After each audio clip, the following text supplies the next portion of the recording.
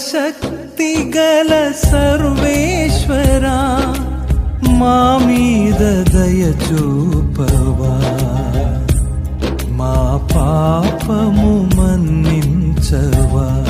క్రీస్తు ప్రభునందు ప్రియమైన దేవుని విశ్వాసులారా, తపస్సు కాలము 10వ రోజు ధ్యానాంశము జీవపు డంబము గర్వము. ప్రియమైన దేవుని విశ్వాసులారా, మనకు ఉన్న చదువు, ధనం, ఉద్యోగం, అందం సమస్తము దేవుని వలన పొందినవే. వాటితో దేవుని మహిమపరచాలి.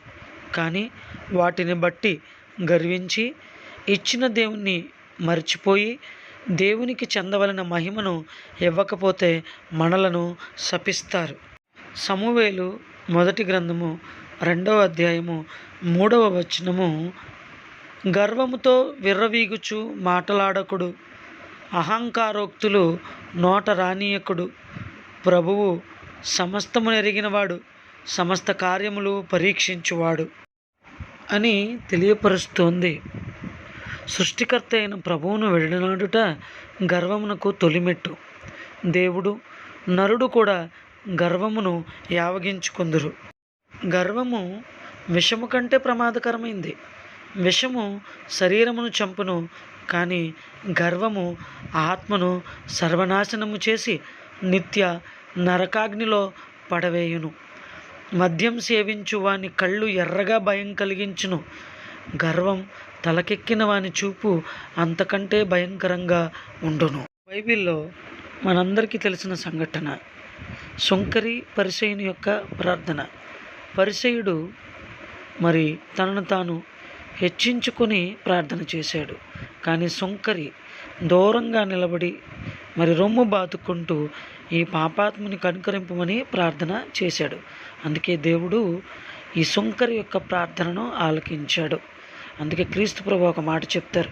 లూకా శుభవార్త 18వ అధ్యాయం 14వ వచనంలో, ఏలయన తన్ను తాను హెచ్చించుకొనివాడు తగ్గింపబడును, తనను తాను తగ్గించుకొనివాడు హెచ్చింపబడును అని క్రీస్తు ప్రభు చెప్తున్నారు.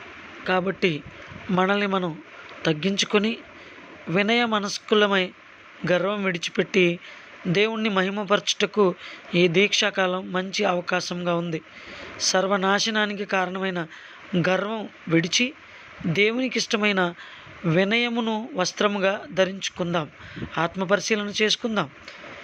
ఏ విషయాలను గొప్పగా చెప్పుకొని గర్వపడుతున్నాను? నాకంటే తక్కువ వారిని చూసి హేళనగా మాట్లాడుతున్నాను? వినయం గల మనసుతో దేవుణ్ణి మహిమపరుస్తున్నానా అని ఆత్మపరిశీలన చేసుకుని ప్రార్థన చేసుకుందాం. దీనత్వం కలిగిన దయాళుడా, నీవిచ్చిన వరములు, బహుమానములు, కానుకలను బట్టి ఎన్నోసార్లు గర్వపడి గొప్పలు చెప్పుకొన్నాను. దయచేసి క్షమించండి. నాలోని గర్వమును సంపూర్తిగా తీసివేయండి. నాకు ఉన్నదంతా మీరు ఇచ్చిన దానమే అని మిమ్ములను ఘనపరిచి మహిమపరిచే పాత్రగా, సాక్షిగా వాడుకోమని మా నాథుడైన క్రీస్తు ద్వారా మనవి చేయుచున్నాము. ఆమేన్. పితా, పుత్ర, పవిత్రాత్మ నామమున ఆమేన్.